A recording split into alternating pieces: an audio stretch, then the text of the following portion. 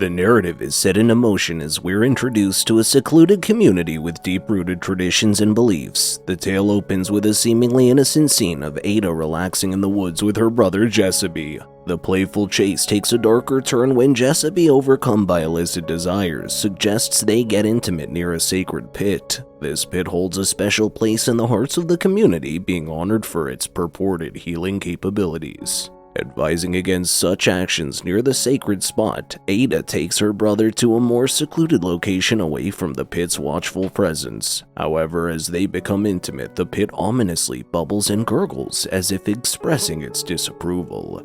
Simultaneously, in another part of the village, Dewey, the community's potter, is deeply engrossed in crafting a unique jug. These jugs aren't ordinary. They are believed to be directly influenced by the pit itself. When completed, they display the face of a community member, such as a revelation named Jugface. Signifies that the individual whose face is depicted must be offered as a sacrifice to the unseen entity residing within the pit. As Ada emerges from the woods, a significant announcement awaits her. Her family, in accordance with the village's tradition, has arranged her union with a local boy named Bodhi. The impending matrimony slated for the next full moon is contingent on her providing her purity. To seal this union, her father Sustin and Bodhi's father solemnly ink a blood pact. With the agreement in place, Ada's family eagerly asks her to dispatch dinner invitations to celebrate the occasion. Before joining the celebrations, Ada claims a need to visit the pit for a prayer. Instead, she covertly makes her way to Dewey's workshop. There she colors her undergarments with red paint, a deceit to mask the absence of her menstrual cycle. As she cleans her hands by a lake, the sounds of Dewey's approach reach her ears. She invites him to the celebratory dinner, but he politely declines, hinting at certain responsibilities that demand his attention. Before leaving his workshop, curiosity gets the better of Ada and she sneaks a peek at Dewey's freshly crafted jug. To her horror, she sees her own face reflected back at her. Realizing the grim implications, she hastily secretes the jug deep within the woods, burying it in hopes of altering her foretold fate.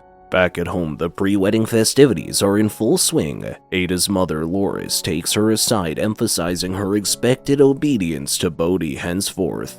In a test of her purity, Loris asks to see proof of Ada's period. Thinking on her feet, Ada shows her the red-painted garment. As the family immerses themselves in the preparations, Jessuby enters, initially puzzled by the buzz of activity. Upon realizing the occasion, his sister's impending wedding, a shadow of disappointment falls across his face. During the dinner, Sustin rises to offer gratitude to the sacred pit for the blessings bestowed upon them. Jessuby takes a moment to acknowledge Bodhi, offering him congratulations on his engagement to Ada and reminding him of the gem of a woman he's set to marry. As the evening progresses, the community gathers around a roaring fire. They indulge in merry drinking and dancing, celebrating life and the imminent union. While the joyous dancing ensues, Dewey engages in an innocent play with the children, a sight that Ada observes from a distance. Not long after, Jessuby confronts the scene, rudely interrupting the play and naively referring to Dewey as a retard. Jessuby then pulls Ada aside, cautioning her about the impending test of her purity. He subtly shifts any blame onto her, hinting that any consequences will be her sole burden. Amidst the ongoing festivities, Bodhi's mother confronts Loris with a worrisome proposition. She suggests a penalty if Ada's behavior proves to be unbecoming, hinting at a potential pregnancy. However, Loris is quick to dismiss these claims, assuring her that she's verified Ada's purity earlier that day.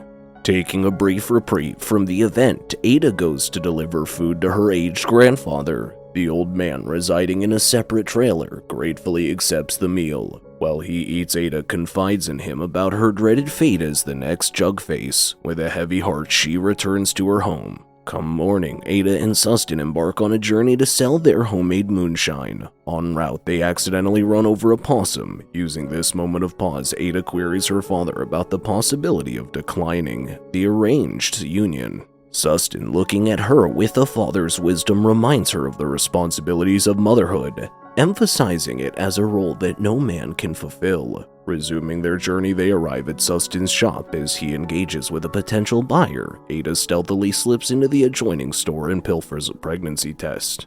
However, her act doesn't go unnoticed as the store owner's daughter spots her. Once back home, Ada anxiously uses the test, confirming her worst fears. She is pregnant. While Ada grapples with this revelation, she joins Bodhi's sister Eileen by a creek to do laundry. Eileen casually mentions their mother's aspiration for Ada to birth multiple children, numbering around 5 or 6. Meanwhile, in his trailer, Douai realizes the absence of the special jug he crafted as he frantically searches. Ada experiences a chilling vision during her laundry chore. She witnesses a gaunt boy who warns of the pit's creature stirring awake. Memories of her stealing the jug face flood back, and she suddenly views the world through the creature's eyes. She watches in horror as the creature emerges, brutally killing Eileen and then dragging her lifeless body back into the pit.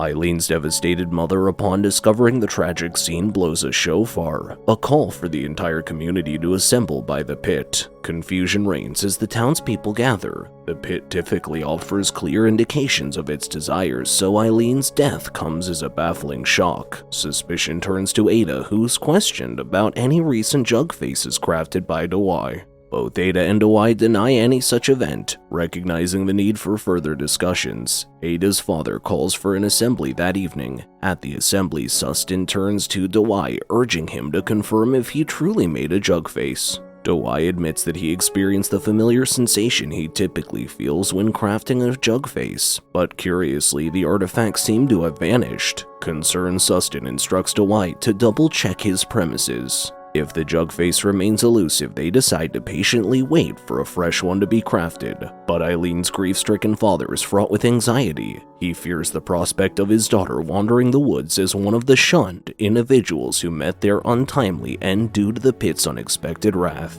Much like the young boy Ada encountered, he directs his anguish at Douai, holding him responsible for the chaos. Upon returning home, Douai meticulously combs through every corner of his dwelling. The jug face remains absent. In sheer desperation, he appeals to the pit for guidance, going to the extent of brandishing a knife threatening to end his life if the pit remains indifferent. But his dire contemplations are interrupted when Ada enters. Quickly hiding the knife beneath the couch, he addresses Ada's queries about the elusive jug face. Just as she's about to settle down on the couch, Douai, wary of the concealed knife, inhibits her. Ada then spots an unfamiliar jug depicting the face of an infant. Douai reveals he crafted it a fortnight ago, which puzzles Ada since no recent births have occurred in their community. She suggests that perhaps Douai should retrace his thoughts and sculpt another jug, staying true to his initial vision. Douai expresses doubt, fearing he might blunder in his replication, but Ada comforts him, reminding him of his unparalleled accuracy in the past.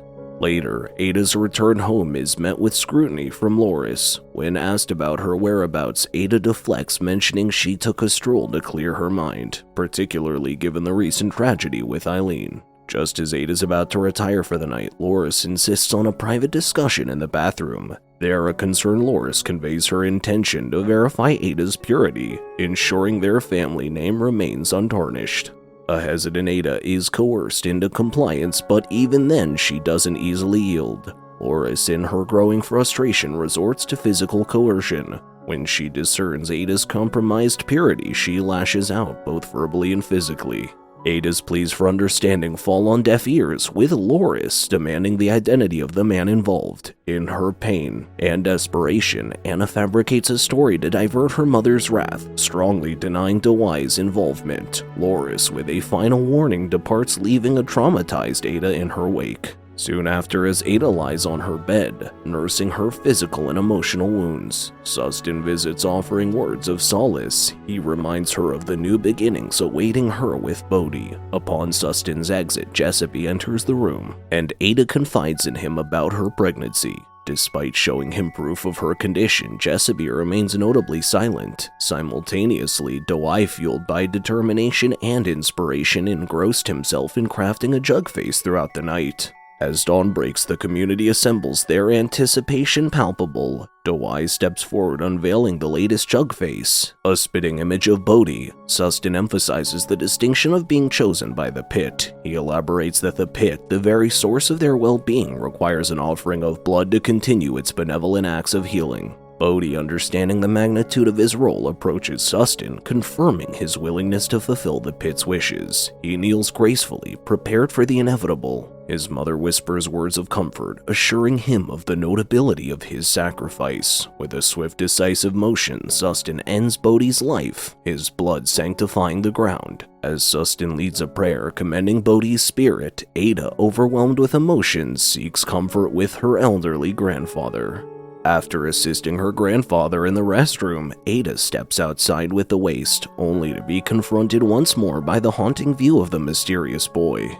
Panicking, she dashes back to the trailer, but the boy, relentless in his pursuit, follows her inside. He then reveals a chilling tale. He's been shunned due to Ada's grandfather once concealing a jug face of Ada's grandmother. The pit, in its fury, afflicted Ada's grandfather with a crippling ailment as punishment. The boy gravely informs Ada that to amend the past transgressions, she must willingly offer herself to the pit. Desperate, Ada protests, revealing her pregnancy, but the boy remains hard about her fate. In the subsequent scene, Ada retrieves her concealed jug face, placing it discreetly beneath a tree. She then heads to Dewey's residence, finding him in a state of drunkenness. Despite her initial intent to converse, seeing Dewey's condition, she decides against it, covering the jug face with soil as she departs. En route home, she encounters Jessaby, and together they proceed to Sustin's. Once there, Jessaby discloses his deteriorating health, having been unwell for the past week. Recognizing the gravity of the situation, Sustin, in his unwavering faith in the pit's healing powers, suggests presenting Jessaby to the pit, a custom or ritual they've practiced since overcoming a pox outbreak.